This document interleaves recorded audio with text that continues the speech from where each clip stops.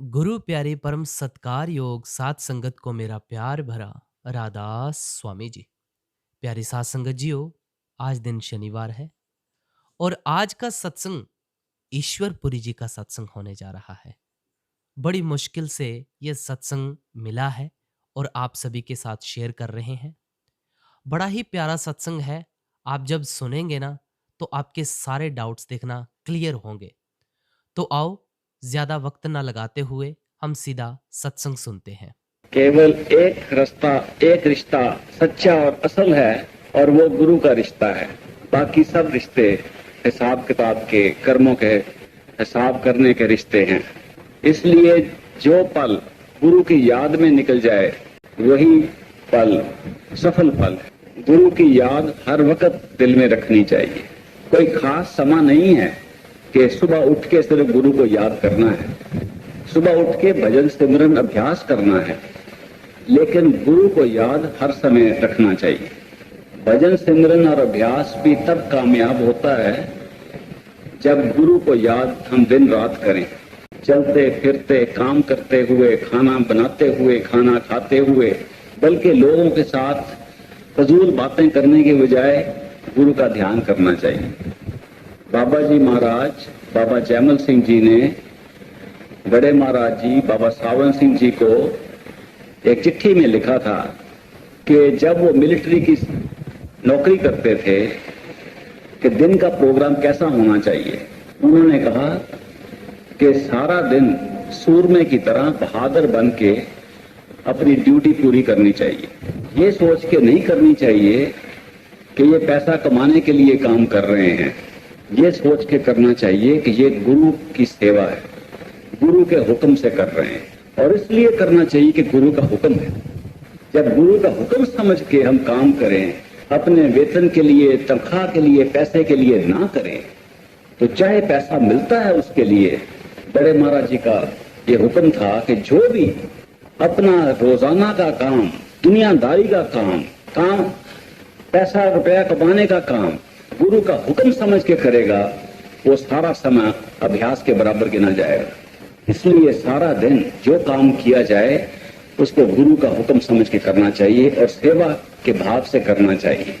जब शाम हो जाए तो वापस आके अपने घर वालों के दरमियान, दोस्त मित्र के दरमियान दुनिया की फजूल बातें और दुनिया की गपशप नहीं लगानी चाहिए, बल्कि परमार्थ की बात करनी चाहिए। हो सके तो कोई अच्छी पुस्तक पढ़नी चाहिए, कोई पोथी पढ़नी चाहिए, कोई ग्रंथ पढ़ना चाहिए और उसके बाद ऐसी बात करनी चाहिए जिससे गुरु का ख्याल आए और गुरु के दर्शन का शौक पैदा हो। जब ऐसी बात हो जाए उसके बाद सबको नमस्कार करके अपने कमरे में अलहदगी में, अकेलेपन में गुरु को याद करना चाहिए, नमस्कार करना चाहिए और शुक्र करना चाहिए कि धन सतगुरु, तुम्हारी वजह से मैंने सारा दिन कितना अच्छा निभाया है और तुम्हारी याद हर वक्त रही, और जो मैंने दिन में काम किया तुम्हारे हुक्म के मुताबिक अपनी कोशिश से किया। इसके बाद भजन में बैठ जाना चाहिए और सोने से पहले थोड़ी देर, चाहे आधा घंटा, चाहे पौना घंटा, चाहे 15 मिनट, थकावट के हिसाब से भजन में बैठना चाहिए, सिमरन करना चाहिए, शब्द को सुनना चाहिए और फिर सो जाना चाहिए। सुबह तड़के 3 बजे उठ के फिर अभ्यास को शुरू करना चाहिए। और सुबह का अभ्यास जो है बहुत अच्छा होता है। उस वक्त कोई शोर शराबा नहीं होता, सब सो रहे होते हैं, कोई जागता है। उस टाइम पे उठ के 3 बजे बहुत दया मेर हो रही होती है। सतगुरु एक दया मेर का भंडार और टोकरा लेके घूम रहे होते हैं कि कोई इंतजार कर रहा है। उस वक्त किसी ने गप्पा लेना है तो अच्छा मौका, वो टाइम अपना भजन सिमरन में लगा के तैयार हो जाना चाहिए। अगर समय है काम पे जाने के लिए तो फिर थोड़ी देर सो जाना चाहिए। उसके बाद तैयार होके सतगुरु का नाम फिर लेके अपने काम पर चले जाना चाहिए। अगर ऐसा प्रोग्राम हमारा दिन रात का बन जाए, किसी की मजाल नहीं कि कोई बाल भी विंगा कर सके, किसी के हाथ में नहीं, काल तो क्या, काल की कोई ताकत सामने नहीं आ सकती। सतगुरु का सिमरन जो है, जो 5 नाम का सिमरन हमें नाम दान पे बख्शा गया है, उसमें इतनी ज्यादा ताकत है कि कोई नेगेटिव पावर, कोई काल की या मन की ताकत उसके सामने नहीं ठहर सकती, कोई दुनिया की ताकत सामने नहीं ठहर सकती। आप आजमा के देख लो, 5 नाम का सिमरन इतनी ताकतवर चीज है, उसको दिन रात इस्तेमाल करना चाहिए, कभी कभी नहीं, दिन रात। मन को आदत डालने के लिए आप दिन रात सिमरन करो। जब ऐसा प्रोग्राम करोगे जैसा बाबा जी ने बड़े महाराज को लिख के भेजा, तो क्या होगा, मन को आदत हो जाएगी और मन खुद ब खुद आदत से सिमरन करना शुरू कर देगा। रात को सोते समय आप देखेंगे कि मन फिर भी सिमरन कर रहा है। अगर रात को नींद खुल जाए तो आप देखोगे कि मन उस वक्त भी सिमरन कर रहा है। एक दफा बड़े महाराज जी के पास में गया तो मैंने कहा, ये भजन करना, सिमरन करना मुश्किल होता है क्योंकि बहुत ख्याल मन में आ जाते हैं। तो बहुत मुस्कुरा के हंस के बोले, बेटा तुम क्यों कष्ट करते हो, तुम क्यों भजन करते हो, अपने मन से करवाओ। ये इतनी गंभीर बात उन्होंने कह दी, थोड़ी देर तो मुझे समझ नहीं आई। बाद में आहिस्ता आहिस्ता पता चला कि असल सिमरन वही है जो हम आंख बंद करके बैठ के अपने अंदर खुद ना करें, अपने मन से करवाएं और आप आनंद से मुस्कुराते हुए मन को सिमरन करता हुआ सुन सके। आपने कभी देखा है कि मन आपके अंदर हर समय बोल रहा है, कभी चुप नहीं होता। मन कभी एक सेकंड के लिए, एक मिनट के लिए चुप नहीं होता, हर समय बोल रहा है। आप आंख बंद करके देख लो, खोल के देख लो, जागते हुए देख लो, सोए हुए देख लो, मन सोचता जाएगा, कुछ ना कुछ बड़बड़ाता रहेगा, कुछ ना कुछ बोलता रहेगा। जिस चीज को हम विचार कहते हैं वो भी मन की बोली है। अब मन और आत्मा की जो गांठ बंधी हुई है, जो इकट्ठे ऐसे बंधे हुए हैं, उनको खोलना ही अभ्यास का काम है। अब जब ये दोनों बन जाते हैं तो हमें ये नहीं पता चलता कि हमारी आत्मा कौन सी है और हमारा मन कौन सा है। जब हम अभ्यास में बैठते हैं तो कई बार ऐसा मालूम होता है कि हमें खुद कष्ट करके सिमरन करना पड़ रहा है, लेकिन हमें सिमरन करने की आवश्यकता नहीं, मन से सिमरन करवाओ। मन हमें इसीलिए दिया गया था। मन और आत्मा में फर्क ये है कि मन बोलता है, आत्मा सुनती है। आत्मा की 2 ताकतें हैं, नृत और सुरत। नृत आत्मा की वो ताकत है जिससे आत्मा देख सकती है, सुरत वो ताकत है जिससे सुन सकती है। सुनने और देखने का काम हमारी आत्मा का है, बोलने का काम मन का है। तभी महात्माओं ने कहा कि अगर आपने परमात्मा को पाना है तो खामोश हो जाओ। मुसलमान फकीर ने कहा है, खामोश पंज नौबत बिश्नौज आसमाने। अगर तुम खामोश होकर सुनो तो 5 नौबत, 5 शब्द तुम्हारे अंदर गूंज रहे हैं। मुश्किल यह है कि हम खामोश नहीं होते, हमारा मन बोलता रहता है और हम समझते हैं ये हम बोल रहे हैं। हमारा मन विचार करता है, हम समझते हम विचार कर रहे हैं। हमारा मन दलील करता है, हम समझते हम दलील कर रहे हैं। इसलिए जब अभ्यास में सुबह 3 बजे उठ के आप सिमरन शुरू करो तो अपनी जगह, अपने आसन पे बैठ के, जो आंख के पीछे तीसरे तिल पे होना चाहिए, वहां बैठ के खामोशी से मन को सिमरन करता हुआ सुनो। मन से सिमरन करवाओ। वही मन जो दलील देता है, वही मन जो हमारे सिर के अंदर बोलता है, वही मन जो विचार पैदा करता है, ख्याल पैदा करता है, उसी मन से सिमरन करवाओ। और आप क्या करो, आप बैठ के चुप होके सुनो। सिमरन का पहला कोर्स है अभ्यास में। जब सिमरन का कोर्स पूरा हो जाता है तो आत्मा को आजाद करके सुनने की आजादी मिल जाती है। उस वक्त शब्द सुनाई आता है अंदर, वो शब्द जो मीठे से मीठे, सुरीले से सुरीली आवाज है, जो शुरू में घंटी की आवाज लगती है, वो आवाज तभी सुनाई आती है जब हम सुनने वाले बने। जब हम बोलने वाले बनते हैं तो वो आवाज सुनाई नहीं आती। जितनी देर हम विचार करते रहें, सोचते रहें, बोलते रहें अपने सिर के अंदर, वो आवाज सुनाई नहीं आती। जब हम सुनने वाले बन जाते हैं तो शब्द की आवाज सुनाई आ जाती है। सिमरन का आधा काम यही है कि वो हमें सुनने वाला बना दे। हम तीसरे तिल में बैठ के अपने मस्तक के पीछे ख्याल से बैठ के अपनी तवज्जो वहां इकट्ठी करें। तवज्जो इकट्ठी करने का क्या मतलब है कि जिस ख्याल से हम सारी दुनिया में फैले हुए हैं, उसी ख्याल को वापस लाके अपनी आंख के पीछे इकट्ठा करें।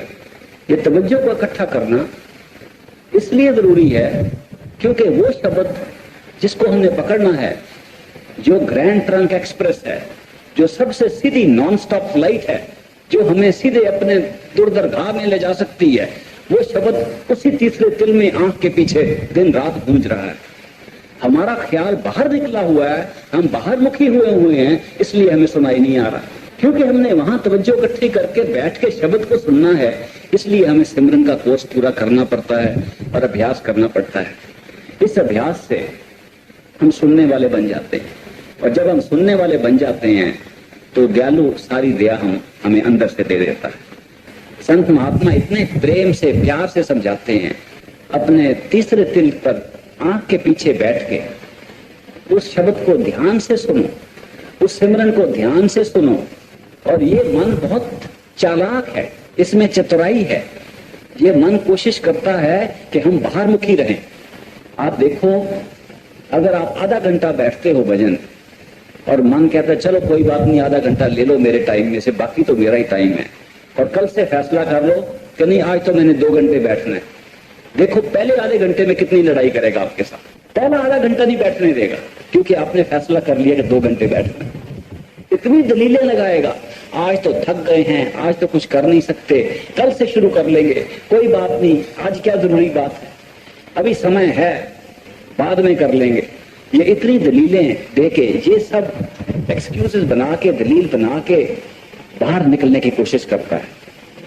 इसके साथ लड़ाई करके इसको आंख के पीछे बैठा के मस्तक के अंदर अपनी तवज्जो इकट्ठी करनी है। जब हम मन को शब्द सिमरन का अभ्यास सिखाते हैं तो मन की एक आवाज होती है, आपने कभी सुनी होगी। जब आप आंख बंद करके भजन में बैठते हो तो भजन जो सिमरन शुरू करते हो वो किसकी आवाज में होता है? वो आपकी आवाज, दरअसल आपकी आवाज नहीं, वो आपके मन की आवाज। अगर मन की आवाज को आप अच्छी तरह सिमरन में लगा दें और सिमरन को आहिस्ता आहिस्ता पुकारें, जल्दी से नहीं, ये कोई घास कटने वाली बात नहीं है कि जल्दी जल्दी सिमरन करके तो उठ जाए, ये तवज्जो को इकट्ठे करने वाली बात। इसलिए जब भी सिमरन करें तो सिमरन के 5 शब्द को ऐसे अलग अलग बोलना चाहिए ताकि तवज्जो एक एक शब्द में आए, एक एक लफ्ज ध्यान से सुने। ये मन बोल रहा है पांचों नाम को अलग अलग सुनो। जितने ध्यान से सुनते हैं उतनी तवज्जो वहां इकट्ठी होती है।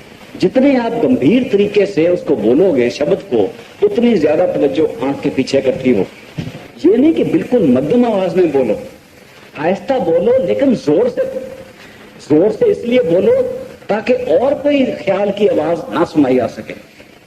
अब जो पुराने अभ्यासी हैं उनका एक अनुभव है, हम फायदा उठा सकते हैं।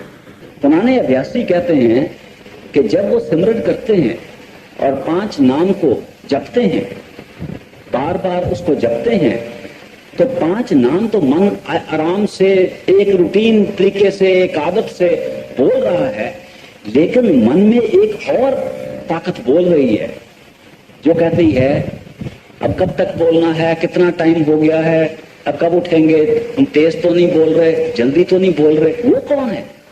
वो भी मन है।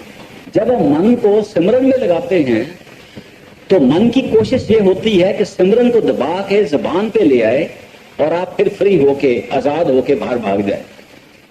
इसलिए हम सिमरन शुरू करते हैं, थोड़ी देर के बाद देखते हैं कि सिमरन तो जबान पे आ गया है, मन फिर आजाद होके भाग गया है। भजन और सिमरन से हमारी तवज्जो यहाँ इकट्ठी नहीं होती, क्योंकि मन तो भाग गया, मन तो फिर विचार में चला गया और हम समझते रहे कि हम सिमरन कर रहे हैं और सिमरन जबान पे आ गया, मन पे नहीं आया। सिमरन जबान से नहीं करना, मन से करना। अगर मन दूसरी आवाज में बोलना शुरू कर दे तो पहली आवाज को बंद नहीं करना, दूसरी आवाज को उसी सिमरन में फिर शामिल कर लेना।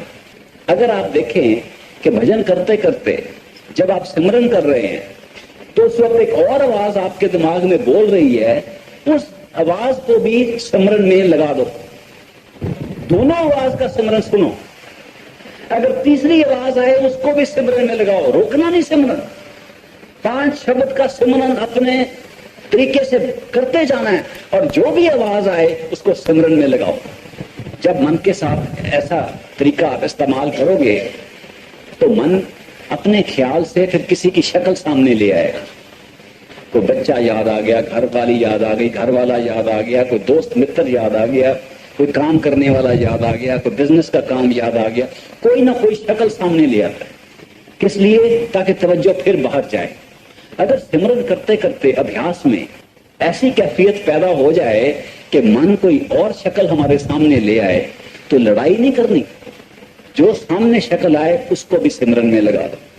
जो आवाज आए, जो शक्ल नजर आए, जब अभ्यास 3 बजे सुबह आप कर रहे हो सबको सिमरन पे लगाओ। आप देखोगे कि अगर इस तरीके से आप सिमरन करोगे तो ऐसा लगेगा कि सारी दुनिया सिमरन आपके सिर के अंदर कर रही है। जब आप सब तरीके के मन की आवाज को खामोश करके सबको सिमरन में लगा दोगे, अंदर से शब्द के धुनकार आपको सुनाई आ जाएगा। ये छोटा सा नुक्ता है जो कई कई बरस हम अपने टेक में लगे हुए अभ्यास को उसी तरह बना लेते हैं जैसे मंदिर में, मस्जिद में, गुरुद्वारे में जाने का काम है कि भाई ये तो करना है, चलो आज कर लिए, आज मत्था टेक के आ गए हैं। तो हम भजन सिमरन को भी ऐसा बना के वहीं के वहीं बैठे रहते हैं। लेकिन भजन सिमरन तो एक प्रैक्टिकल चीज है जो हमारे हाथ में दी गई है। सतगुरु की मेहर दया हो रही है, एक जिंदा सतगुरु हमें मिला है जो अंदर इंतजार कर रहा है। ये सिर्फ टेक की बात नहीं है कि हमने हाजिरी लगानी है, ये तो पर्दा खोल के अंदर जाने वाली बात है। अगर संत मत में हमने पर्दा खोल के अंदर नहीं गए तो क्या फायदा हुआ, बाकियों से हमारा क्या फर्क हुआ। इसलिए अगर एक कामल मुर्शिद, पूर्ण संत सतगुरु हमें मिल जाए और नाम का दान दे दे और तरीका बतला दे किस तरह हम अपनी तवज्जो को इकट्ठी करके आंख के पीछे उसको प्रत्यक्ष देख सकते हैं और उसको हमेशा अपने साथ रख सकते हैं, तो उसका फायदा पूरा उठाना चाहिए। मन की लड़ाई में, मन के चालाकी में नहीं आ जाना चाहिए। इसलिए सिमरन का कोर्स जो है बहुत जरूरी है और हर तरीके से मन से सिमरन करवाओ।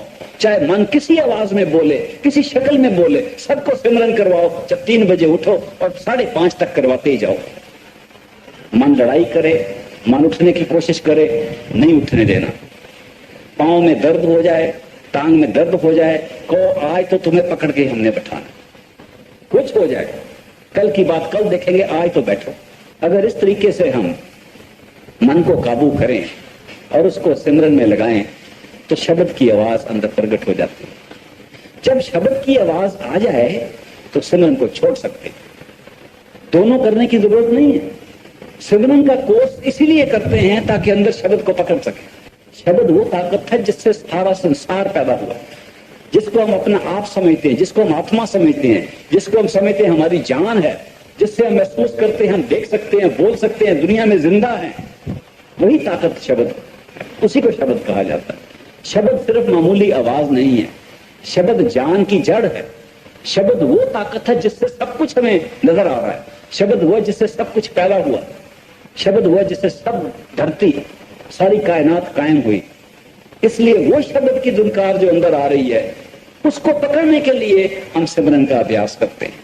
शब्द की आवाज जब ना भी आए, थोड़ी थोड़ी आवाजें शुरू हो जाती हैं। आप सिमरन का कोर्स पूरा करो और मन को डट के बैठा के करो तो आप देखोगे कोई ना कोई आवाज सुनाई आ जाती है। 10 आवाजें ऐसी हैं जिनमें कशिश की ताकत नहीं है, वो खींचती नहीं है, लेकिन प्रैक्टिस के लिए, अपने साधारण तरीके के सुनने की ताकत के लिए, सुनने की आदत के लिए वो काम आ जाती हैं।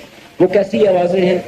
जैसे कोई रेलगाड़ी पुल पर जा रही, जैसे कोई बादल आसमान में गूंज रहा है जब बारिश होने वाली है, तूफान आने वाला है, जैसे कोई इंजन चलता चलता बंद हो जाए बड़े कमरे में तो उसकी शां शां की आवाज रह जाती है, जैसे कोई चिड़ियां छोटी छोटी दूर से बोल रही हैं, वो चूं चूं थोड़ी सी करती आवाज, वो दूर से वो आवाज आती है, जैसे कोई बींदा बोल रहा है। ये छोटी छोटी आवाजें जो हैं ये बहुत पहले शुरू हो जाती हैं, हम ध्यान नहीं देते। आप देखोगे जब आप सिमरन कर रहे हो तो कई किस्म की आवाजें खुद ब खुद सुनाई आनी शुरू हो जाती हैं। जब ये आवाजें आए आप इनको सुनो। इन आवाजों को सुनने से मन और आत्मा का जो बंधन है वो टूटता है और आत्मा अलग हो जाती है।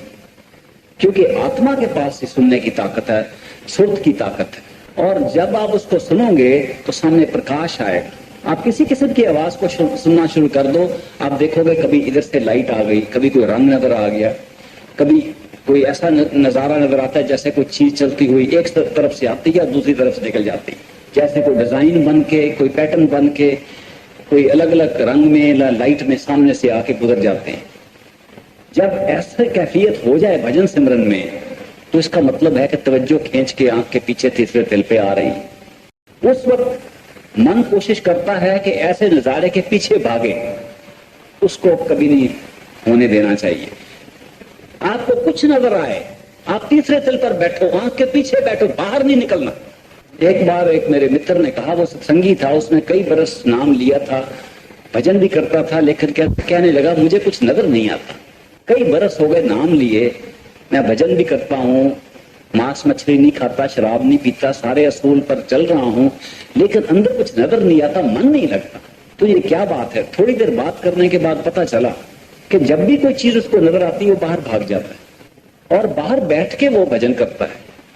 उसकी बात से मुझे इतना अचंबा लगा, हैरानी हुई कि उसके बाद मैंने कुछ सत्संगियों के पास जाके पूछा कि आप जब भजन में बैठते हो तो कहाँ बैठते हो?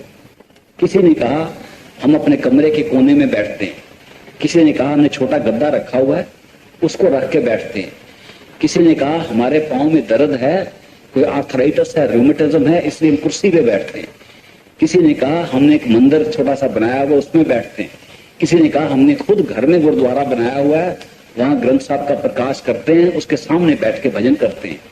किसी ने ये नहीं कहा कि मैं माथे के मस्तक के अंदर बैठ के सिर में बैठता हूँ। सब ने ये कहा कि हम बाहर गद्दी में, कुर्सी में, बाहर कमरे में बैठते हैं। तो मुझे इस बात की हैरानी हुई कि अगर हम आंख बंद करके कमरे में बैठ जाएं तो हमारा ध्यान कहाँ जाएगा? कमरे में ही रहेगा। जब हम आंख बंद करके कहीं हम भजन में बैठे हुए हैं तो हमारा ख्याल क्या होगा? इधर दीवार है, सामने दरवाजा है, ऊपर छत है, नीचे फर्श है, और इस ख्याल में हम चाहे 2 घंटे बैठ के उठ जाएंगे, कमरा भी वही रहेगा, हम भी वही रहेंगे, तो भजन कैसे कामिल होगा? तो भजन कैसे बनेगा? अंदर कैसे तवज्जो जाएगी? पर्दा कैसे खुलेगा? तो लोगों ने कहा कि जी ये तो किसी ने हमें बतलाया नहीं।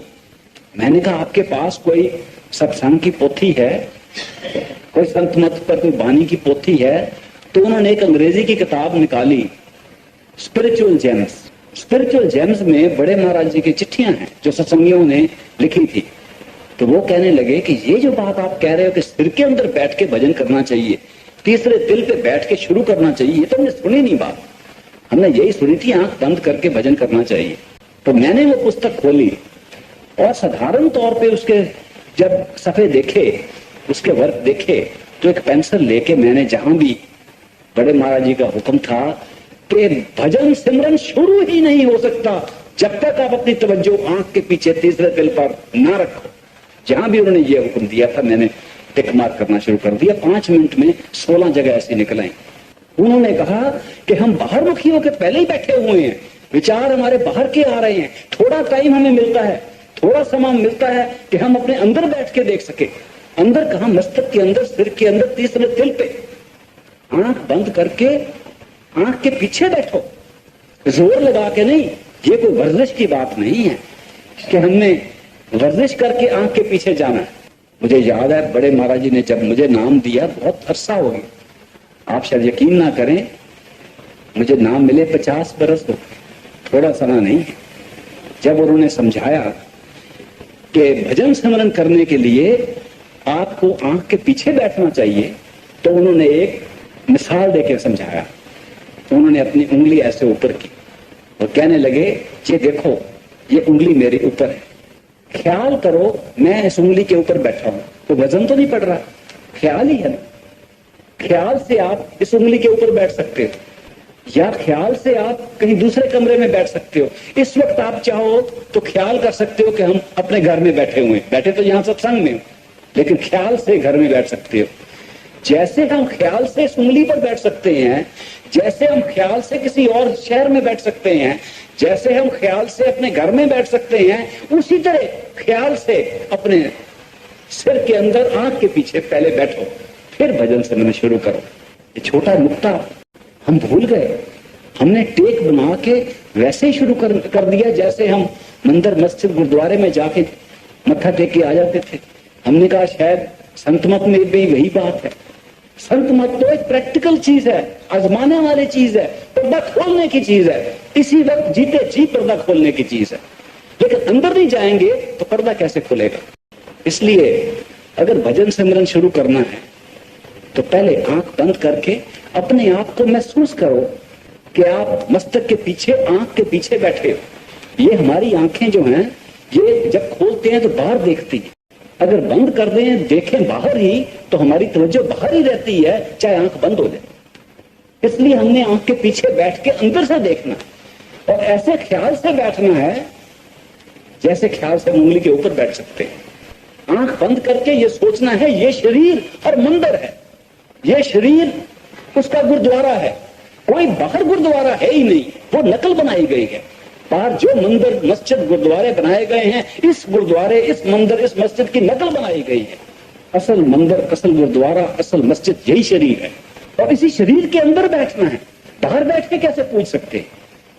इसलिए जब हम इस शरीर के अंदर बैठते हैं और महसूस करते हैं कि ये शरीर तो एक मकान है, और आंख बंद करके महसूस करें इस मकान के अंदर बैठे हैं। अजीब शक्ल है मकान की, इंसान के शरीर की तरह बने हुए है तो मकान है, और इस तरह बैठे कि मकान हिले नहीं। आप मकान में बैठते हो, अगर हिल जाए तो कहते हैं भूचाल आ गया। अगर शरीर में बैठ के भजन सिमरन करना है और शरीर हिलता रहे तो भूचाल आ रहा है। शरीर को ऐसे बैठाना है जैसे ये पक्का मकान, और अच्छे गार्डर डाल के, अच्छे लोहे से, सीमेंट से पक्का बनाया गया, और फिर आंख के पीछे ऐसा पक्का फर्श बनाओ कि सुर्त नीचे ना जा सके। ये भजन शुरू करने से पहले, सिमरन करने से पहले आप अपने शरीर के अंदर बैठो, आंख के पीछे ऐसा पक्का फर्श बनाओ कि उस पर बैठ के आप नीचे ना जा सको, क्योंकि जब भी हम नीचे जाते हैं तब सो जाते हैं। आप देखोगे कि भजन में अगर तवज्जो आंख के नीचे जाए तो हम सो जाते हैं, नींद आती है। आपको पता है हम कितनी बार सो जाते हैं? भजन करते करते सिर नीचे जाता है। क्यों? क्योंकि हमारी तवज्जो नीचे जाती है। अगर आप ये ख्याल से, अंदाजे से, अपनी इमेजिनेशन से पक्का फर्श बना के उसके ऊपर बैठो और देखो कैसा अजीब मंदिर है। इसके ऊपर देखो कैसा गोल सिर बना हुआ है, इसके दोनों तरफ दीवारें ऐसी हैं, उसके बाहर कान लगे हुए हैं, नीचे शरीर, इस एक नाक है, मुंह है, सारा शरीर नीचे है, और हम यहाँ बैठे हुए। ऐसा ख्याल करके फिर वहां बैठ के सिमरन शुरू करो। देखो तवज्जो इकट्ठी होती है कि कमरे का तो सवाल ही नहीं है, बाहर की दीवारें कहां चली गई, आप तो अंदर की दीवार के अंदर आ गए। इसलिए ये जो हमें प्रैक्टिकल तरीका बतलाया गया है, ये बहुत ही कम लोगों को पता है। एक कामल मुर्शिद सिर्फ बतला सकता है, जो जिंदा सतगुर हमें मिल गए, उनसे पता चला। अगर हम किताबें पढ़ते जाते, हमें कभी ये बात पता नहीं चलनी थी। हमारी कितनी खुशकिस्मत है ये हम सब की कि एक जिंदा सतगुर मिलने से हमें ये सारी बात पता चल गई कि यही हर मंदिर है, इसी के अंदर जाना है, जो कुछ मिलना है इसी के अंदर मिलना है। और जो हमारा पर्दा है हमारे मन ने डाला हुआ है, मन को नहीं सुनना, मन को सिमरन में लगाना है, पर्दा खोल के अंदर जाना है। कितनी बड़ी बात है। अगर हम इस तरीके से, ढंग से तीसरे तिल पे बैठ के सिमरन करें तो आहिस्ता आहिस्ता तवज्जो वहां इकट्ठी हो जाती है, और हम भूल जाते हैं कि हमारे हाथ कहाँ हैं, हमारे पांव कहाँ हैं। 15 मिनट में नहीं, आधे घंटे में, आधे घंटे में नहीं, 2 घंटे में, आज नहीं तो कल, कल नहीं तो परसों, आप देख लो।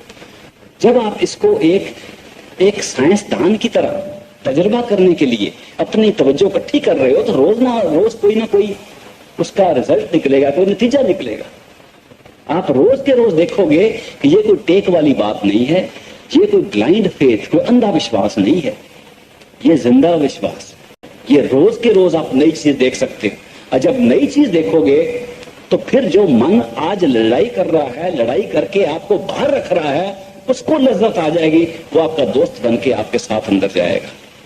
ये मन की लड़ाई भी टेम्पररी होती है, तब तक लड़ाई करता है जब कोई अंदर लज्जत नहीं है, जब अंदर कोई मजा नहीं आ रहा। जब बैठते हैं तो मुश्किल लगता है, तब मन बाहर भागता है। जब अंदर लज्जत आ जाए, अंदर रस आना शुरू हो जाए, अंदर के नजारे पसंद आने शुरू हो जाए, अंदर की चमकीली रोशनियां और रंग अच्छी लगनी शुरू हो जाए, तो मन खुद ब खुद आपके साथ चलना शुरू कर देगा और तवज्जो हाथ से पांव से निकल के इकट्ठी होके आंख के पीछे इकट्ठी हो जाएगी। वहां आप क्या देखेंगे? एक ऐसा टाइम आएगा जब आपको यह नहीं पता लगेगा कि आपके हाथ कहाँ हैं, सामने रखे हुए हैं कि घुटनों पर रखे हुए हैं, यहाँ रखे हुए हैं, कहाँ हैं। कई बार तो खोल के देखना पड़ता है कि हाथ कहाँ गए, हाथ वही है, तवज्जो खींची गई, पांव कहाँ है।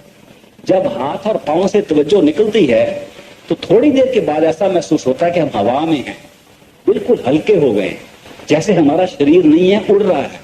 शरीर तो वही है, लेकिन तवज्जो जब यहां से ऊपर को जाती है तो ऐसा महसूस होता है कि हम हवा में हैं। जब आप और तवज्जो यहां लगाएंगे तो अपने शरीर को भूल जाएंगे और एक सूक्ष्म शरीर को लेके आप चल फिर सकते हैं और आप अपने शरीर को भजन में बैठा हुआ देख सकते हैं।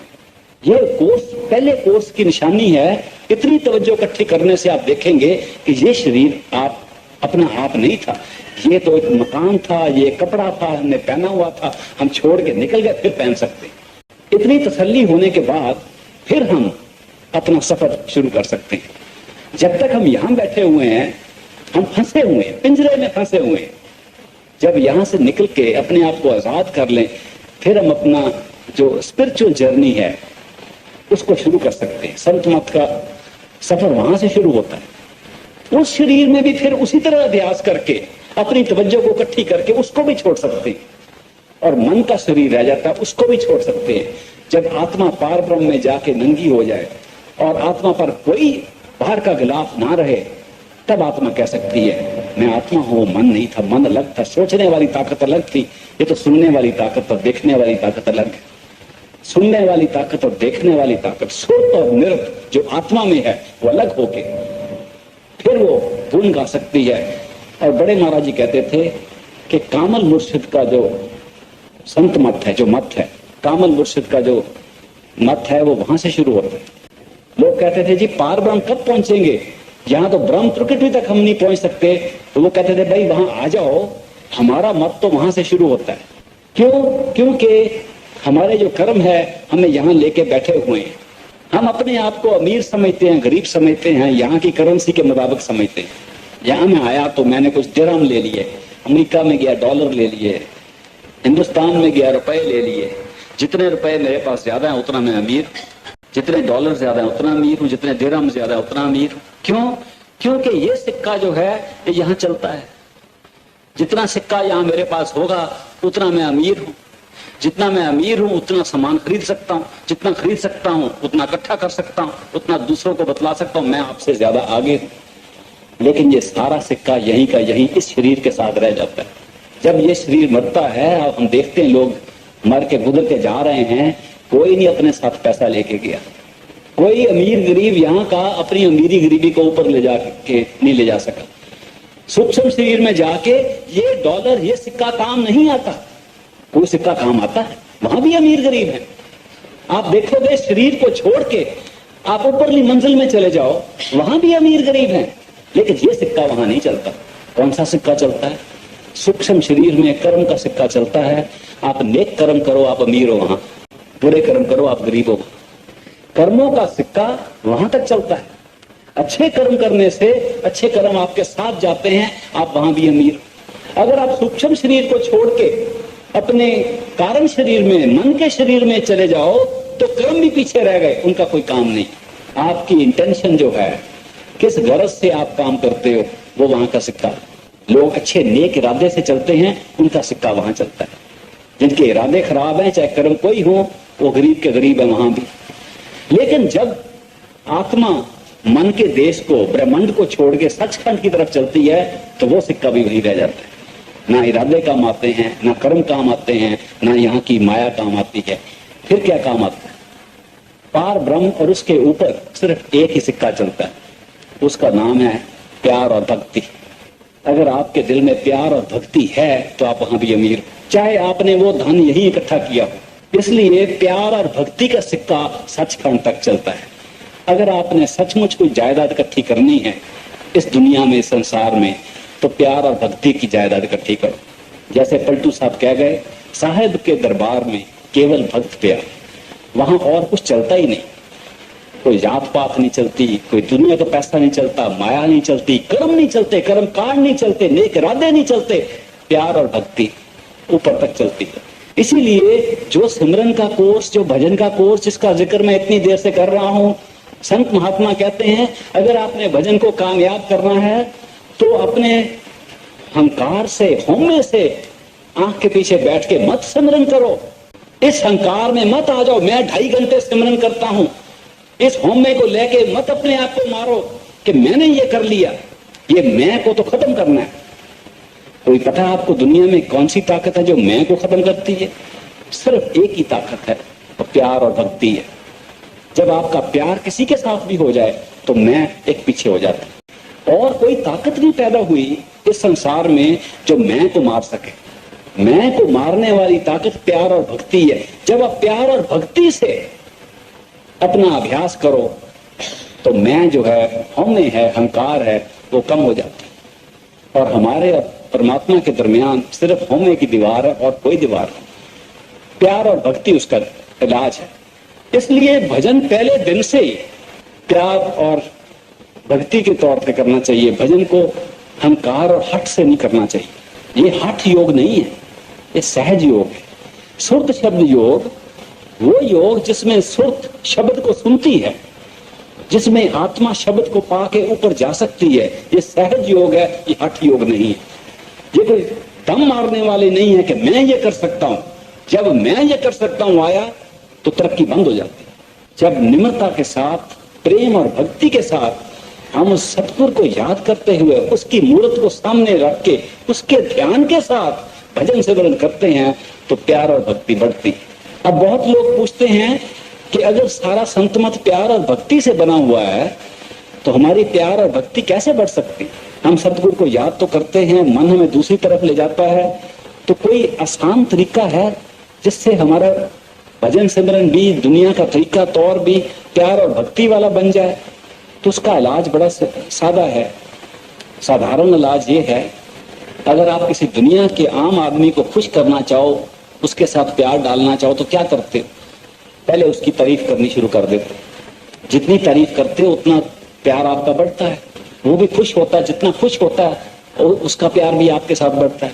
तो पहली बात तो ये है कि अपने सतगुरु की तारीफ करो, उस परमात्मा की तारीफ करो, उसके गुण गाओ। ये लोग भूल जाते हैं कितना जरूरी है कि उसके गुण गाओ। गुरबानी में आया है, आप तो सुनते होंगे, गुण गोविंद गायो नहीं जन्म अकारत की। अगर उसके गुण नहीं हमने गाए गोविंद के तो सारा जन्म जाया कर दिया। उसके गुण गाने का मतलब ये है कि उसके गुण गाने से अपने दिल में उसकी भक्ति पैदा करनी। अपने सतगुरु के गुण जोर से गाओ, कोई शर्म की बात नहीं। और फिर जो वो दे उसका शुक्रिया अदा करो। गुण गाओ और शुक्र करो, प्यार और भक्ति खुद ब खुद बन जाती। ये अपनी हम दुनिया का एक असूल बना सकते हैं अपनी जिंदगी का, कि उसका शुक्र करें और उसके गुण गाएं, और फिर उसको, भक्ति को, उस प्यार को अपने भजन सिमरन में लगाएं, ताकि जो असल रास्ता है, असल मार्ग है, उस पर पहुंच सकें और सीधे अपने धाम सचखंड में जाकर निवास करें। कोई इंतजार करने की जरूरत नहीं है। ये कोई अगले जन्म का वायदा नहीं है। सतगुरु ने ये नहीं कहा कि अगले जन्म में आपको वहां लेके जाएंगे। उन्होंने कहा है ये सच्चा सौदा है, अभी का सौदा है, नकद सौदा है, अभी लो। आप आओ, आपकी टिकट तैयार है, एयरपोर्ट पे आओ, हवाई जहाज में मैं साथ चलूंगा। हम क्या करते हैं, हम एयरपोर्ट पे नहीं जाते। अगर हम एयरपोर्ट पर ही ना जाएं, हवाई जहाज, हवाई अड्डे पर ही ना पहुंचे तो सफर कैसे करेंगे? सतगुरु वहां खड़े हैं। इस संत मत के मार्ग में वो एयरपोर्ट, हवाई अड्डा कहाँ है? आंख के पीछे, तीसरे तिल पर। सतगुरु कहाँ इंतजार कर रहा है हमारा? आंख के पीछे, तीसरे तिल में खुद इंतजार कर रहा है। और आप देख सकते हो उसी रूप में इंतजार कर रहा है जिस स्थूल रूप में हमें नाम बख्शा है। वो स्थूल रूप में क्यों आया? हमारे लिए आया। हम अंदर जाते नहीं, पर्दा खोलते नहीं। परमात्मा को भी बाहर सतगुरु के रूप में हमें बचाने के लिए आना पड़ता है। उसका रूप देख के, पहचान के लिए हमें अंदर जाना चाहिए। वो हमारे साथ सचखंड तक साथ रहता है। और कोई ऐसा मत नजर नहीं मुझे आया जिसमें कि एक गुरु, एक गाइड, एक टीचर, एक उस्ताद कहे कि अच्छा भाई मैं तुम्हारे साथ पढ़ाई करूंगा, तुम्हारे साथ इम्तिहान दूंगा, तुम्हारे साथ जाऊंगा आखिर तक। सब ये कहते हैं ये रास्ता है, जाओ भाई हमने तुम्हें रास्ता दिखा दी। एक यही संत मत है और पूर्ण सतगुरु के नाम दिया हुआ एक मत है जिसमें गुरु कहता है मैं अकेला नहीं छोड़ूंगा, तुम्हें आखिर तक साथ लेके जाऊंगा और तुम्हारा साथ मेरा पक्का हमेशा के लिए हो गया। हम उसका फायदा ना उठाएं, उन्हें मिले ही ना, वहां बाहर ही बैठे रहे, वो अंदर इंतजार करता रहे। सचखंड से आए हैं, दया करो, इतनी संगत इतने रो रही है, कलयुग का जमाना है, इनसे भजन सिमरन हो नहीं रहा, क्यों नहीं आप भंडार अपना बांट देते, दे देते। तो आपने फरमाया कि मैं तो टोकरा लेके एक दिन निकला था कि अगर कोई इंतजार कर रहा है तो मैं दे दूं। 3 बजे लेके मैं सबके पास गया, घर घर में गया, सब सो रहे थे, मैं वापस टोकरा लेके आ गया। अगर हम उनको मिलने के लिए भी तैयार नहीं है, उठने के लिए तैयार नहीं है, हमारी नींद ज्यादा प्यारी है, तो फिर हम क्या नियामत पाएंगे, क्या फायदा उठाएंगे उस इतनी बड़ी नियामत का जो हमें सतगुरु से मिली है। इसलिए इस चीज का पूरा फायदा उठाना चाहिए, बहस मुबासे में नहीं पढ़ना चाहिए। हम ज्यादा पढ़ लिख के कई दफा फंस जाते हैं। एक पढ़ा लिखा आदमी एक कुएं में गिर गया, तो पानी में फंस गया, तो थोड़ी देर रोया पीटा, फिर उसने सोचा मैं कैसे फंस गया हूं, कैसे निकल सकता हूं। उतनी देर में एक आदमी आया, उसने देखा कि ये एक आदमी कुएं में नीचे गिरा हुआ है, तो एक रस्सी लेके आया और रस्सी नीचे डाल दी और कहा भाई तुम नीचे गिरे हुए हो, ये रस्सी को पकड़ लो, या तो रस्सी को पकड़ के खुद बाहर निकला और नहीं तो मैं खींच के बाहर निकाल देता हूं। तो पढ़ा लिखा आदमी अंदर कहता है कि मैं रस्सी को क्यों पकड़ूं, पहले मुझे समझाओ कि मैं कैसे यहां गिरा, फिर मेरी तसल्ली करो कि अगर मैं रस्सी को पकड़ूंगा तो बाहर निकल आऊंगा, फिर मेरी ये तसल्ली करो कि अगर बाहर निकलूंगा तो फिर दोबारा ना गिर जाऊं। तो बाहर जो आदमी था उसने कहा देखो भाई मैं तुम्हें बचाने के लिए आया हूं, तुम रस्सी को पकड़ के बाहर तो आओ, बाहर चलते चलते तुम्हारे सारे प्रश्न के उत्तर मैं दे दूंगा, सारी बात बाहर कर लेंगे। उसने कहा नहीं, पहले मेरी तसल्ली करो, पहले मेरे सारे प्रश्न का जवाब दो, तब मैं रस्सी पकड़ूंगा। उसने रस्सी फेंक दी, कहता जाओ बेटे तुम कुएं में ही रहो। हम पढ़ लिख के अपने प्रश्न करते, बहस करते करते वही बैठे रहे, बजाय इसके कि हमें मौका मिला है कि हम जाके अंदर पर्दा खोल के अंदर जाके देखें क्या है। बहस कर रहे हैं, क्या पता अंदर है कि नहीं है, कब आएगा, इन संशयों में, विचारों में, शक में बैठे हुए बहस कर रहे हैं, दूसरों को भी बहस में लगा रहे हैं, अपने आप को भी बहस में रख रहे हैं, अंदर नहीं जा रहे, पर्दा नहीं खोल रहे। ये संत मत तो प्रैक्टिकल आजमाने वाली चीज है, अभी आजमा के देखो, ये बातों वाली चीज नहीं है, ये खुद आजमा के खुद देखने वाली चीज है। अंदर जाए तो पता लगे।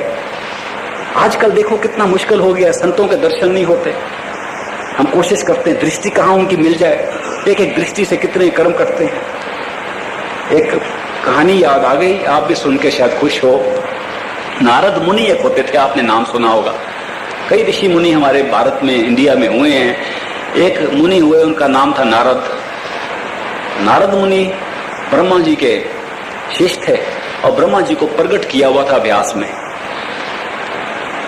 एक दिन उन्होंने देखा कि लोग भागे जा रहे हैं, तो उन्होंने पूछा भाई तुम कहां जा रहे हो, कहते संत आए हैं, उनके दर्शन करने जा रहे हैं। दूसरे गांव में गए, वहां लोग भागे जा रहे हैं कि भाई कहां जा रहे हो, भाई दर्शन करने जा रहे हैं, महात्मा आए हुए हैं। बड़े हैरान हुए कि ये लोग दर्शन से क्या पा सकते हैं, कोई योग अभ्यास करें तो उनको कुछ मिले, दर्शन से क्या मिल सकता है।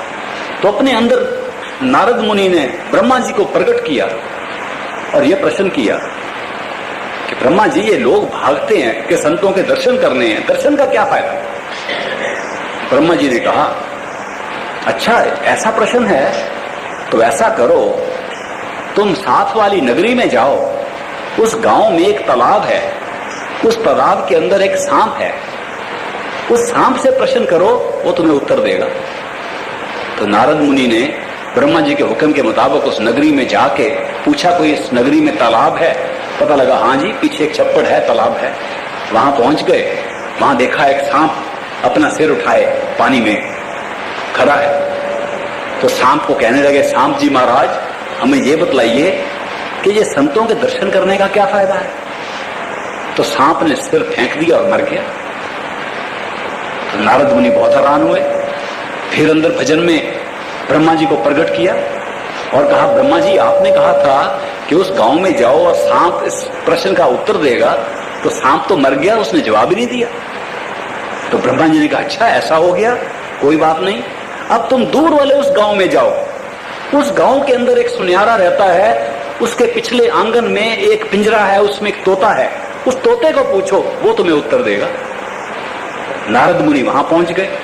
वहां जाके पूछा गांव में यहाँ कोई सुनियारा रहता है? उन्होंने कहा हाँ जी, वो सामने उसका मकान है। वहां पहुंच के पूछा, तुम्हारे घर में कोई तोता है? तो सुनियारे ने पहचान दिया, मुनि जी आप यहाँ आए, तोते के बहुत ऊंचे भाग हैं जो आप उसको पूछने के लिए आए। हाँ मेरे पिंजरे में तोता है। कल लाओ, तोते से मैंने बात करनी है। तोता सामने आ गया तो पिंजरे में उनसे बात की। तोता जी महाराज ये बतलाइए कि संतों के दर्शन करने का क्या फायदा है? इस बात को सुन के तोता ने सिर फेंक दिया और मर गया। नारद मुनि बहुत हैरान। फिर ब्रह्मा जी को प्रकट किया कि ब्रह्मा जी ये किस पहेली में मुझे डाल रहे हो? वो तोता भी मर गया, वो तो प्रश्न का जवाब ही नहीं मिला। तो ब्रह्मा जी ने कहा, अच्छा ऐसा हुआ, कोई बात नहीं, अब तुम दूसरे शहर में जाओ, वहां एक राजा है, राजे के महल में जाओ, उसकी जो बड़ी बेगम है उसके घर बच्चा पैदा हुआ है, उस बालक से जाके पूछो तो वो तुम्हें उत्तर देगा। तो नारद मुनि ने कहा, तोता सांप तो ठीक था, बालक के साथ ऐसा ना हो जाए। दिल धड़क रहा था, लेकिन वहां ब्रह्मा जी के हुक्म के मुताबिक पहुंच गए और वहां जाके राजा को इतला दी। राजा बहुत खुश हुआ। नारद मुनि खुद आए हैं। महल से बाहर निकल के कहा, नारद मुनि जी आप खुद दर्शन के लिए आए, तो कृपा बड़ी आपने की, मुझे कहते मैं आ जाता। नारद मुनि बड़े गंभीर कहने लगे, आपके घर कोई बच्चा पैदा हुआ है आपकी बेगम की? उनका हाँ जी, अभी रानी ने जन्म दिया एक बच्चे को। नारद मुनि ने कहा, मैंने उससे प्रश्न करना है, मुझे अकेले में बात करने देना। राजा ने कहा, जी उसके बालक के बहुत ऊंचे भाग हैं। फिर नारद मुनि उसको मिलने के लिए आए हैं। बालक को अलग बैठा दिया और नारद मुनि ने बालक को कहा अलग में, हे बालक महाराज मुझे ये बतलाओ संतों के दर्शन करने का क्या फायदा है? और वो छोटा बालक बोल पड़ा। उसने कहा, नारद मुनि मैं वही तोता हूं जो तुमने सुनियारे के घर में देखा, और मैं वही सांप हूं जो तुमने तालाब में देखा। तुम संत नहीं हो, तुम महात्मा नहीं हो, तुम एक ऋषि मुनि हो, एक योगी हो, लेकिन तुम्हारे दर्शन से, एक दफा के दर्शन से मेरी सांप की जूनी कट के एकदम परिंदे की जूनी में आ गई। दूसरी दफा मैंने तुम्हारा दर्शन किया, सीधा बाकी कर्म कट के मैं सीधा मनुष्य जन्म में आ गया हूँ। ये तुम्हारे एक ऋषि मुनि के दर्शन से मुझे फायदा हुआ है, संतों के दर्शन से 1000 गुना फायदा ज्यादा होता है। हमें पता ही नहीं है कि जब संत महात्मा के दर्शन हम करते हैं कितने कर्म हमारे कटे जाते हैं, उनकी संगत में कितने हमारे पिछले कर्म, दूसरे अगले कर्म कटे जाते हैं और हमारे लिए सब कुछ साधारण हो जाता है। भजन सिमरन जो नहीं बनता वो बनना शुरू कर देता है। दर्शन का बहुत फायदा है। इसी तरह दृष्टि का उससे भी ज्यादा फायदा है। जब एक संत सतगुरु हम पर दृष्टि डाल दे, दर्शन तब है जब हम संत के दर्शन करें, हम संत महात्मा को देखें। दृष्टि तब है जब संत महात्मा अपनी तवज्जो देके हमें देख लें। अगर ऐसा कभी मौका मिल जाए तो उस दृष्टि का इतना फायदा है, इतने बड़े बड़े कर्म कट जाते हैं कि उसका कोई हिसाब ही नहीं। तभी इतने इतने बड़े महात्माओं ने कहा है कि आधे घंटे की कंपनी जो है सतगुरु की, वो सारी उम्र की कमाई, सारी उम्र की किताबों की पढ़ाई से ज्यादा ऊंची है। इसलिए हमें जब मौका मिला है, एक परम संत सतगुरु से नाम मिला है, उनके दर्शन का कभी कभी मौका मिलता है, उसका पूरा फायदा उठाना चाहिए। ये दर्शन करें, उनकी दृष्टि लें, अपने कर्म हमारे कटें, भजन सही तरीके से करें, ये समझ के कि हमें ये मौका मिला है, पर्दा खोलना है, अंदर जाना है, दुनिया को ठीक कर दें, अपनी जिंदगी को उसके हवाले करें और शरण में रहें। इससे ज्यादा ऊंचे भाग क्या हो सकते। एक महात्मा ने कहा है कि अगर शरण पे आ जाओ तो तुम्हारे सारे काम पूरे हो जाएंगे। आप सेवा में और शरण में आ जाओ। सेवा आपको पता है 3 किस्म की है, तन मन और धन की सेवा।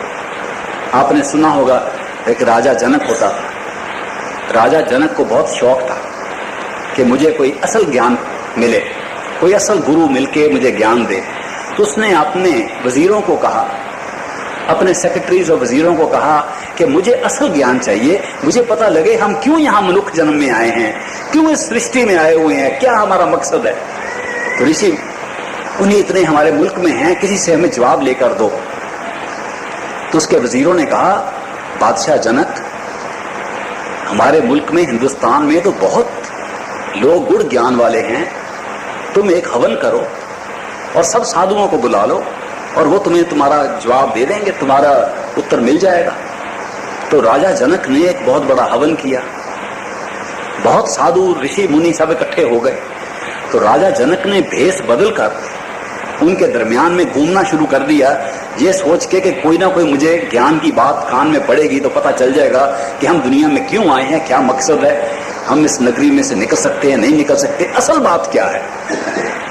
लेकिन जब वो भेष बदल के एक मामूली आदमी बन के घूमना शुरू किया, देखा कि वो साधु और योगी क्या बात कर रहे हैं, तो उसको बहुत दुख हुआ। उसने देखा कि वो साधु ज्ञान की बात तो क्या कर रहे हैं, वो सिर्फ वेद शास्त्र की बात कर रहे हैं और अपने घमंड में बैठे एक दूसरे को कह रहे हैं, मैं तुम्हारे से ज्यादा जानता हूं, मैंने तुम्हारे से ज्यादा ग्रंथ पोथी पढ़ी है, तुमने कम पढ़ी।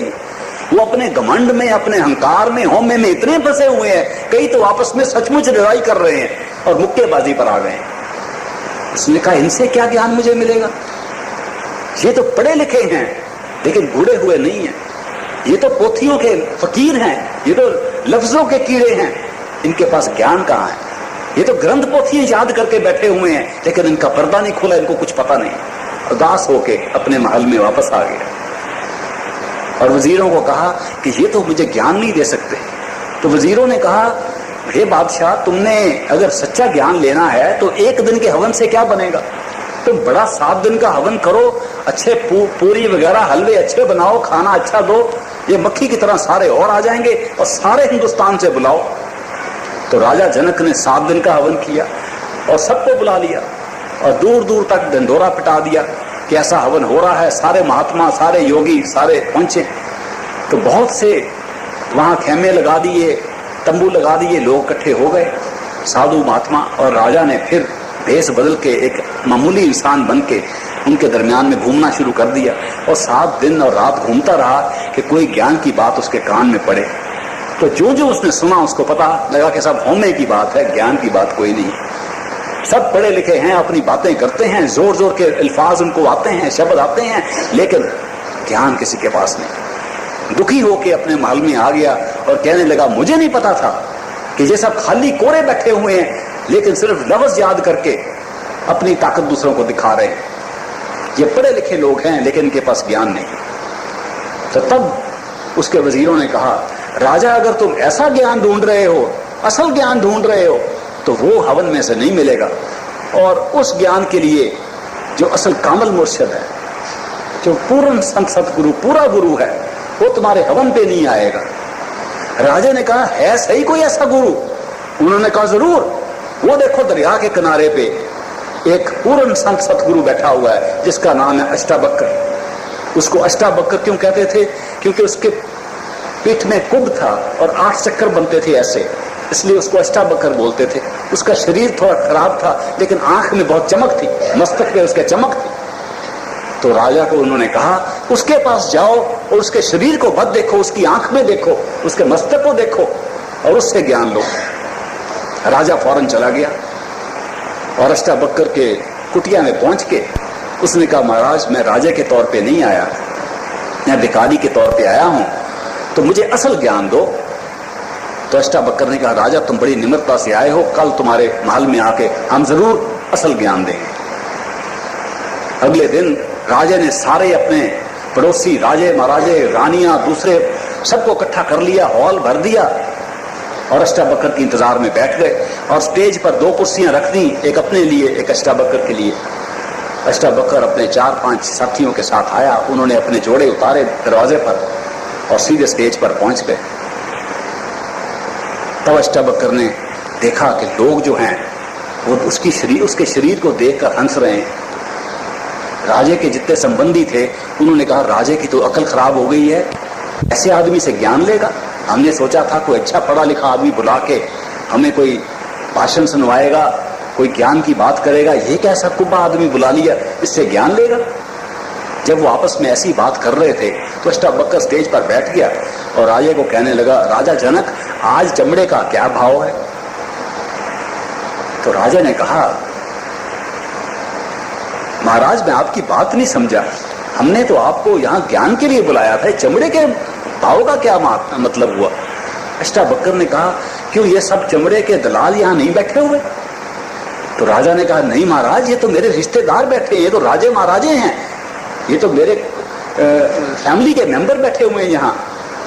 तो अष्टावक्र ने कहा ओह मैं समझा शायद चमड़े के दलाल हूं, क्योंकि सब ने मेरी चमड़ी देखी, मुझे तो देखा ही नहीं। तब लोगों को ख्याल आया कि ये तो समझदार आदमी है, तो चुप होके बैठ गए। तब अष्टावक्र ने कहा राजा तुम कैसा ज्ञान चाहते हो? राजा ने कहा महाराज ऐसा ज्ञान नहीं चाहिए कि आप मुझे सारी उम्र के अभ्यास में लगा दो और को अगले जन्म में ज्ञान मिल जाएगा। मुझे फौरन ज्ञान चाहिए, चुटकी वाला ज्ञान चाहिए, इसी वक्त मिलने वाला ज्ञान चाहिए।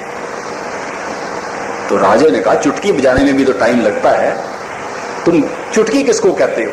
वो कहने लगा मैं घोड़सवार हूं, घोड़े पर चलता हूं, जितना समय मैं रिकाब में पांव रख के काठी पर बैठने में लगाता हूं उसको चुटकी समझता हूं। आप उतने समय में ज्ञान दे दो तो मुझे मंजूर है। अष्टावक्र ने कहा राजा जरूर तुम्हें ऐसा ही ज्ञान मिलेगा, लेकिन ऐसे ज्ञान की कीमत देनी पड़ेगी।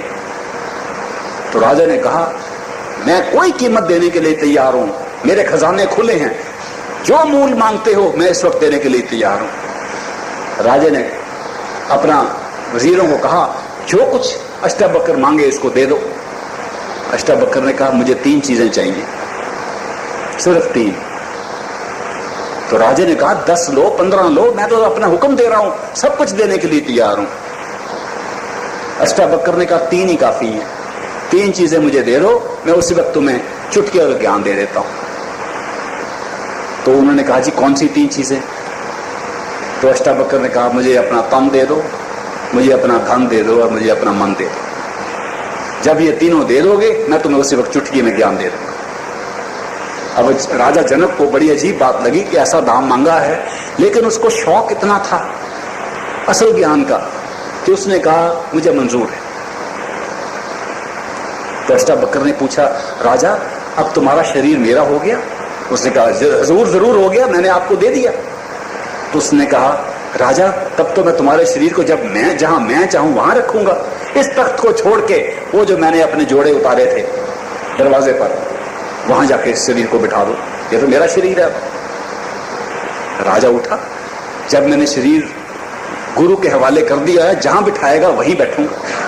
जब वो चल के शुरू किया, उसने जाना दरवाजे की तरफ, तो लोग फिर बोलना शुरू बड़बड़ाना शुरू कर दी, ये तो राजे की दिमाग ही खराब हो गया है, पहले तो कुब्बे को बुला लिया, अब जोड़े पर बैठ के इसको ज्ञान मिलेगा, ये क्या हो रहा है?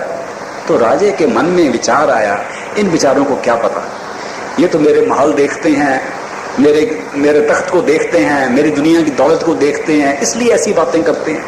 जब राजे के मन में ऐसा विचार आ रहा था और वो चल रहा था, अष्टावक्र ने जोर से आवाज दी राजा वो तुम्हारे मकान नहीं है, तुम्हारे महल नहीं है, तुम्हारी जायदाद नहीं, तुम्हारा तख्त नहीं है, तुम सब मुझे दे चुके हो। तो राजा ने कहा वो तो सच कह रहा है, वो तो सब धन दौलत मैंने इसको दे दी है, धन तो मैंने अपना सारा गुरु को दे दिया है, ये कैसे मुझे विचार आया? जब ये विचार आया तो अष्टावक्र जोर से बोला राजा तुम्हारा ये इख्तियार भी नहीं है कि क्या विचार आए क्या ना आए, तुम अपना मन भी मुझे दे चुके हो। तो राजा ने अपना सिर ऐसे पकड़ लिया, कहा ओ मैं तो सोच भी नहीं सकता, मेरा विचार की ताकत भी मैंने दे दी। जब ऐसे सिर पकड़ा, अभी जोड़े के पास नहीं पहुंचा था, तो अष्टावक्र ने अपनी तवज्जो वहां से दी और राजा को ज्ञान हो गया। अष्टावक्र ने कहा राजा वहां बैठने की जरूरत नहीं, वापस आ गया, वापस बुला के तख्त पे बिठा दिया और कहा राजा क्या तुम्हें ज्ञान मिला? राजा ने कहा जरूर मिला, सही असल ज्ञान मिला। अष्टावक्र ने कहा ज्यादा समय तो नहीं मैंने लगाया। उसने कहा नहीं महाराज आपने कम समय लगाया, चुटकी से भी कम समय लगाया। उसने कहा कोई सवाल है? राजा जनक ने कहा कोई सवाल नहीं। कोई शक है? उसने कहा कोई शक नहीं। तब अष्टावक्र ने कहा राजा ये तुम्हें ज्ञान जो मिला है चुटकी में मिला है, इसको संभाल के रखो। मुझे तुम्हारे धन की जरूरत नहीं, मुझे तुम्हारे तन की जरूरत नहीं, मुझे तुम्हारे मन की जरूरत नहीं, तीनों वापस ले लो। लेकिन एक बात याद रखो, आज के बाद इस तन को अपना तन मत समझना, समझना अष्टावक्र का तन है। आज के बाद इस धन को अपना धन मत समझना, अष्टावक्र का धन समझना, इस्तेमाल करना। आज के बाद इस मन को अपना मन मत समझना, अष्टावक्र का मन समझना और इस्तेमाल करना। अगर तुम्हें ये विचार दिन रात रहा, ये तन मन और धन अष्टावक्र गुरु का है और ये विचार से इनका इस्तेमाल करो, जो ज्ञान तुम्हें आज मिला है हमेशा के लिए कायम रहेगा। अगर इस चीज को भूल गए और फिर शुरू कर दिया कि ये मेरा मन है, ये मेरा तन है, ये मेरा धन है, तो फिर ज्ञान गुम हो जाएगा। फिर तुम्हें 30 बरस अभ्यास करके ही मिलेगा। उस छोटे से सबक में अष्टावक्र ने यह बतलाया कि जब हम कहते हैं कि तन मन धन सौंप गुरु को, इसका यह मतलब नहीं है कि जाके फेंको अपना धन सारा और मन को पागल करके बैठ जाओ घर में और तन को काट के फेंक दो। ये मतलब नहीं है। मतलब ये है कि अपने तन को सतगुरु का तन समझो, जहां वो रखे वहां रखो। अगर सुबह 3 बजे सतगुरु ने कहा है इस तन को सीधा उठा के बिठा के ऐसे आंख बंद करके भजन में बैठ जाओ, तन लगे ना लगे उसका तन है, 3 बजे उठ के बिठा दो। जब धन को खर्च कर रहे हो, धन का इस्तेमाल कर रहे हो, ये विचार से इस्तेमाल करो ये सतगुरु का धन है, तो वो धन सचमुच आपने उसकी सेवा कर दी। जब मन को तवज्जो खींच के आंख के पीछे लाओ और सतगुरु की सेवा में अर्पण करो, तो वो मन की सेवा है। ये 3 किस्म की सेवा करने से ही, तन और मन और धन की सेवा से असल प्राप्ति होती है। तो छोटे से एक मिसाल से पता चलता है कि हम अपनी जिंदगी में अगर ये सोचें कि ये तन हमारा नहीं सतगुरु का है, उसने दिया हुआ है, इस्तेमाल के लिए दिया हुआ है, अच्छी तरह इस्तेमाल करें। ये हरबंदर है, ये उसका है, हमारा नहीं है, हमें इस्तेमाल के लिए दिया हुआ है, अच्छी तरह साफ रखें। हम सत्संग घर को, मंदिर को, मस्जिद को कितना साफ रखते हैं, इसको भी साफ रखें। इसके अंदर को गंदी चीज ना डालें। खाने के समय देखें क्या डाल रहे हैं मंदिर के अंदर, कोई गंदगी इसके अंदर ना डालें। इसको एक मंदिर समझ के रखें और सतगुरु का समझें, तो ये धन की सेवा है। अगर धन का इस्तेमाल ये सोच के करें ये सतगुरु का है, उसने इस्तेमाल के लिए दिया हुआ है, वो धन की सेवा है। अगर मन को हम सतगुरु का समझ के उससे सिमरन करवाएं, उसकी ड्यूटी लगा दें कि हर सुबह बैठ के ड्यूटी करो, तुम उसके हो, हम सौंप चुके हैं, तो वो मन की सेवा है। अगर ये तन मन धन की सेवा करें तो अवश्य है कि हमें वो प्राप्ति हो, वो अंदर पर्दा खुले और अंदर से लाइट हो जाए, प्रकाश आ जाए, शब्द सुनाई आ जाए, जिसका इंतजार हम सबको है। ये एक प्रैक्टिकल चीज है। मैंने आपको एक तोते की तरह सुना दी है। मैं भी एक तोते की तरह बोलता हूँ। आपने कभी देखा है तोता? तोता कैसे बोलता है? जो सुनता है वही बोलता है। मैं भी जो सुनता रहा सतगुरु से वही आपसे सुना दिया। ये ना समझना कि मैं अपनी किसी ताकत से बोलता हूँ, सतगुरु की ताकत है। सतगुरु की सुनी सुनाई बात आपको सुना रहा हूँ। इसको आप अगर हृदय में रखोगे तो आपको बहुत फायदा रहेगा। आप अगर इस पर अमल करोगे तो और भी फायदा रहेगा। एक पढ़ा लिखा आदमी सुथरे को ले गया सत्संग में, पहली तुक पड़ी तो सुथरा उठ के चल पड़ा। तो उसने कहा पढ़े लिखे ने, भाई अभी तो सत्संग शुरू हुआ है, तुम कहाँ जा रहे हो? कहने लगा ये जो तुक सुनी है इस पर अमल कर रहा हूँ, फिर आके अगली तुक सुनूंगा। उसका क्या फायदा? अगर एक कान से सुन के दूसरे से निकाल के मैं चला गया और यहीं का यहीं छोड़ गया। तो सत्संग में आने से, कोई वचन सुनने से तभी फायदा है जो कुछ हम सुने उस पर अमल करें। एक भी तुक याद रहे, एक भी लाइन याद रहे, एक भी बात याद रहे, उसको अमल में ले आए तो सारी दुनिया कायाकल्प हो सकती है, सारी दुनिया में तब्दीली हो सकती है। ये किसी ने पूछा मुझे कोई ऐसा नुस्खा है कि एक ही बात, 1 मिनट की बात याद करके हम दुनिया में संत मत में कामयाब हो जाएं? तो मैंने कहा हर एक लाइन गुरु ग्रंथ साहब पढ़ लो, एक एक तुक उसकी काफी है एक जन्म के लिए। अगर आपने कोई ऐसा छोटा नुस्खा देखना है जिस पर अमल करने से सारी संत मत की कोर्स पूरा हो जाए, इसी को सोच लो। दुख सुख दोनों सम कर जानो और मान अपमान। देखो कितने शब्द, इसको अमल में ले आओ। दुख सुख दोनों सम कर जानो और मान अपमान। जो इस पर अमल कर ले तो पूरा कामयाब सत्संगी हो सकता है। इसलिए ये अमल की बात है, इसको सुन के यहाँ ही छोड़ देना चाहिए, अपने घर ले जाके रोज इस पर अमल करना चाहिए। मैंने आपको ये बात सुना दी, आपके दर्शन हुए, बहुत मेरे ऊंचे भाग हैं। राधा स्टोर पर तो किसी ने बिल्ला लगा दिया यहाँ। वहाँ बड़ा लोगों को शौक है, छोटे बटन बना के कोई तस्वीर बना देते हैं, कोई छोटी सी बात लिख देते हैं। छोटा सा बिल्ला लगा दिया, यहाँ मेरे पास ही है, यहाँ लेके नहीं आया। उस पर लिखा हुआ है प्रेम भक्ति ही जवाब है, चाहे कोई भी सवाल हो। सब सवालों का एक ही जवाब लिखा हुआ उस पर। सवाल चाहे कोई भी हो, जवाब एक ही है, वो प्रेम और भक्ति है।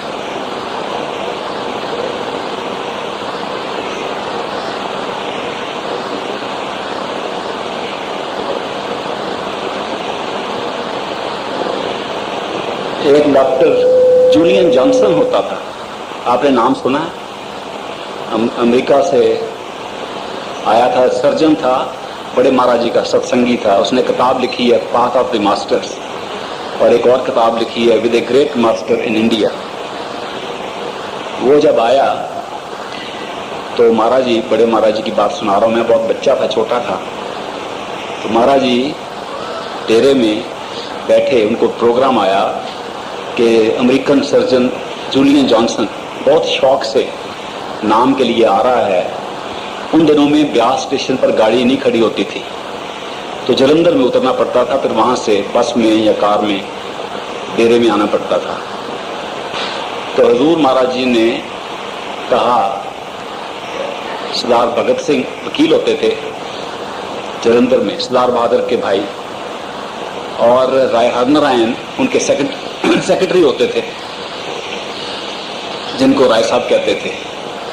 तो हजूर महाराज जी ने कहा, राय साहब वो अमेरिकन जूलियन जॉनसन डॉक्टर आ रहा है, तो उसको आप जाके गाड़ी में ले आओ और मैं भी साथ चलता हूं, लेकिन उसको ना बतलाना कि मैं भी चल रहा हूं। जलंधर में जाके मैं सरदार भगत सिंह के घर में जाके छुप के बैठ जाऊंगा, और आप उसको ना बतलाना, उसको गाड़ी में से ले आना। उसको शौक होगा डेरे जाने का, लेकिन आप कहना डॉक्टर को, डॉक्टर अभी थोड़ा सफर है, चलो घर चल के चाय पिए, तुम जरा स्नान कर लो, कुछ अपना मुंह हाथ धो लो, तो फिर डेरे चलेंगे।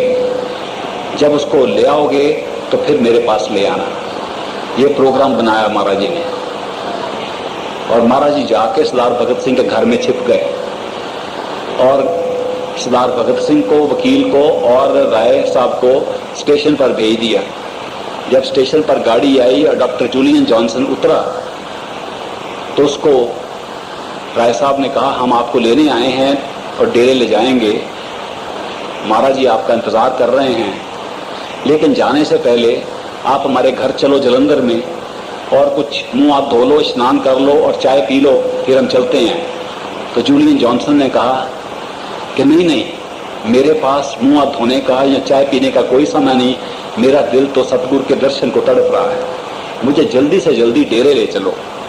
इन्होंने कहा, नहीं, कोई ऐसी बात नहीं है, बहुत लंबे सफर के बाद आए हो, हमें तुम घर ले चलते हैं। उसने कहा, नहीं, ऐसी कोई बात नहीं है, मुझे जल्दी डेरे ले चलो। इन्होंने कहा, आपके लिए कोई हम सरप्राइज, कोई अचंभे की बात रखी हुई है, वो दिखाएंगे आपको। उन्होंने कहा, अच्छा भाई, फिर चलते हैं, अगर आप जबरदस्ती कहते हो। तो जूलियन जॉनसन को सरदार भगत सिंह के घर ले आए, वो स्टेशन के नजदीक ही था। जब वो घर ले आए और दरवाजा खोला, सामने हुए, तो वो हैरान हो गया, हैरान होके उनके चरणों पर उसी वक्त गिर गया और बैठ गया। आधा घंटा बैठा रहा, महाराज जी कुछ नहीं बोले। आधे घंटे के बाद वो फिर डेरे आ गए। उसने रात को एक चिट्ठी लिखी, वो चिट्ठी मैंने पढ़ी हुई है, क्योंकि उसकी कॉपी उसने रखी थी टाइपराइटर पर। उस चिट्ठी में उसने लिखा कि मैं इतनी दूर से अमेरिका से चल के आया और बहुत प्रश्न लेके आया, और कई सोचा था सवाल करूंगा जब अपने गुरु को मिलूंगा। गुरु ने ऐसी चाल मेरे साथ चली, ऐसी खेल मेरे साथ खेली सरदार भगत सिंह के घर में पहुंच के, और मुझे इतना हैरान कर दिया, मेरे पास कोई प्रश्न नहीं रहा। और इस आधे घंटे में मुझे वो सब कुछ मिल गया। अगर आज के बाद मुझे कुछ भी ना मिले, मेरा सफर कामल हो गया और पूरा हो गया। ये सतगुरु के दर्शन से, सतगुरु के मौजूदगी में जो कुछ मिलता, उसका मुकाबला ही कोई। उन्हीं दिनों में मेरे ससुर साहब के भाई हैं रामचंद्र मेहता, वो कश्मीर में रहते थे।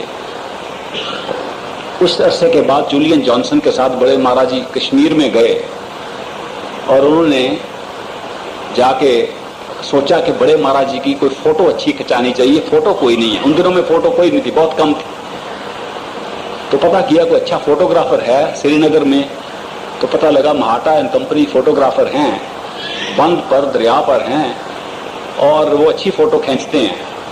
तो महाराज जी को नीचे गाड़ी में बिठा के जूलियन जॉनसन ऊपर गया और मेरी घरवाली के चाचा जी जो रामचंद मेहता हैं उनको मिले। वो खड़े थे काउंटर पर।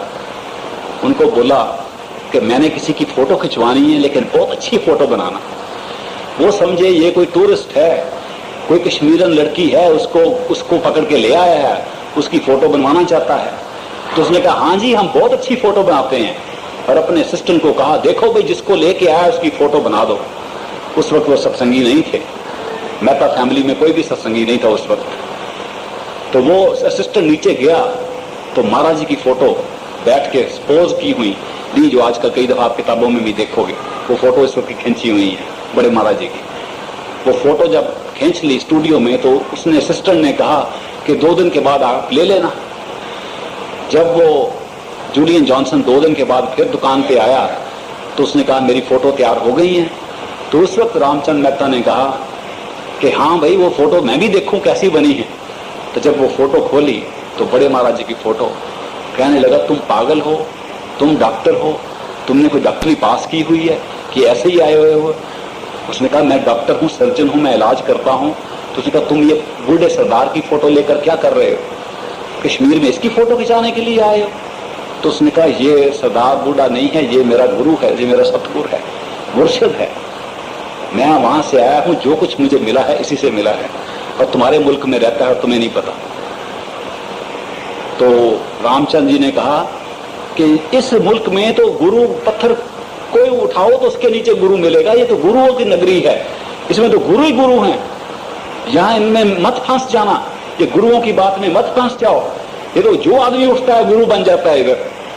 तुम इतने अक्लमंद हो, इतने बड़े मुल्क से आए हो, डॉक्टर हो, तुम्हें इतने बेवकूफ बना लिए इन लोगों ने।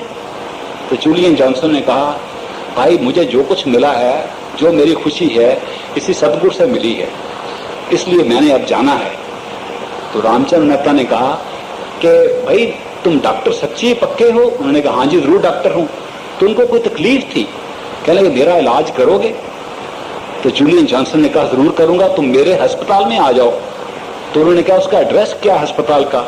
उन्होंने कहा एड्रेस है डेरा बाबा जैमल सिंह, ब्यास, जिला अमृतसर।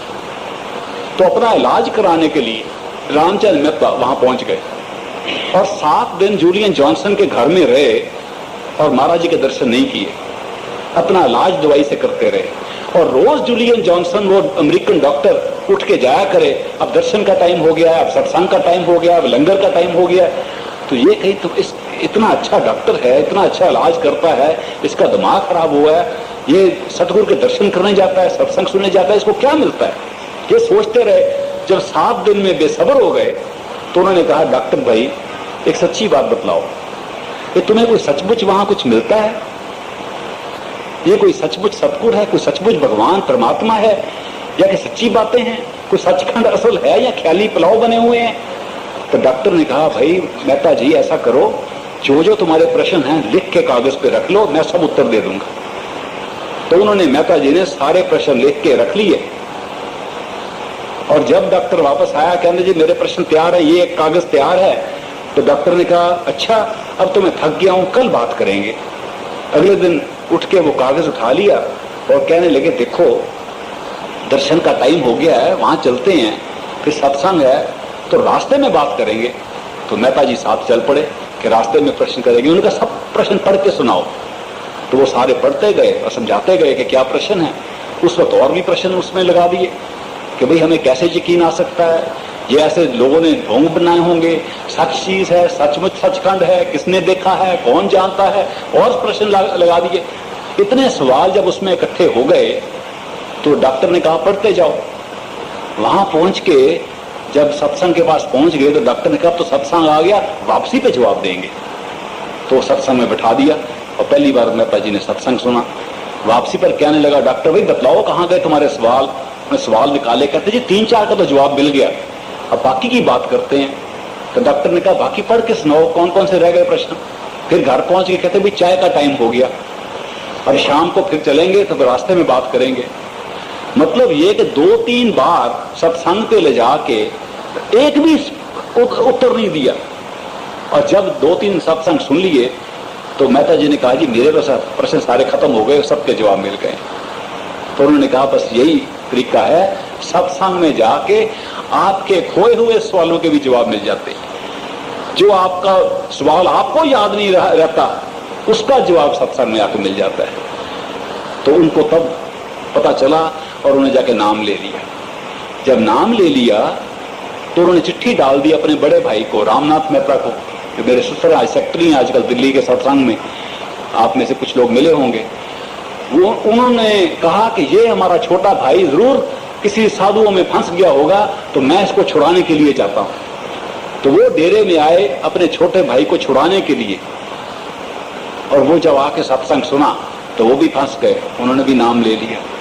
सो सतगुरु अपने तरीके से हमें खींच के अपने पास लाता है। सतगुरु के ढंग निराले होते हैं, और हमारे जो प्रश्न होते हैं हमारे दिल में हो वो वही जवाब दे देता है। क्योंकि आपने कोई प्रश्न नहीं पूछा, इसलिए मैंने ये कहानी आपको सुना दी। राधा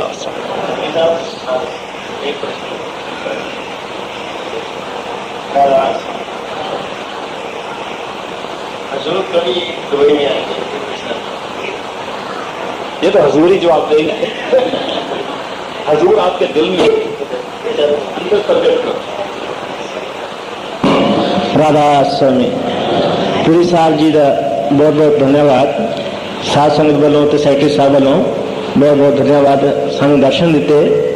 आओ एक शब्द के रूप में हजूर महाराज जी ने संदेशा भेजिए ताकि हजूर महाराज जी कृपा करन ते दवाई की साध संगत ने दर्शन देन। सारे नाल मिल के शब्द बोलो राधा स्वामी। मित्र प्यारे नू ब्यासा वाले नू जाके कहना साडा हाल विछोड़े दा कहना। मित्र प्यारे नू